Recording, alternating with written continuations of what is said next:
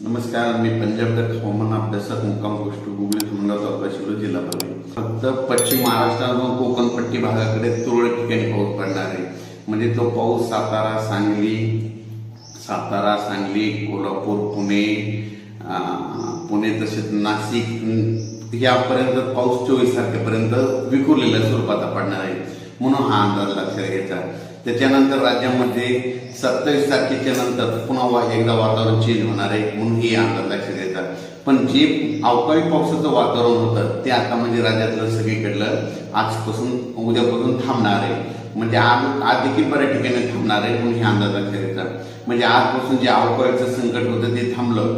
फक्त आता संकट राहणार फक्त सातारा सांगली पुणे या भागाकडेच म्हणजे ते पावसाचा अवकाळी पाऊस राहणार आहे, म्हणून कोकणपट्टीमध्ये राहणार, म्हणून ही अंदाज लक्षात घ्यायचा. तर शेतकऱ्यासाठी परत एक आनंदाची बातमी.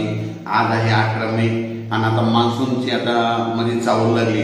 तर शेतकऱ्याला सांगू इच्छितो तो 22 मेला अंदमान बेटाव मान्सून एकदा सक्रिय होणार आहे. पण त्याच्यानंतर काय होणार आहे, 22-23च्या दरम्यान बंगालच्या खाडीमध्ये एक चक्रीवादळ तयार होणार आहे.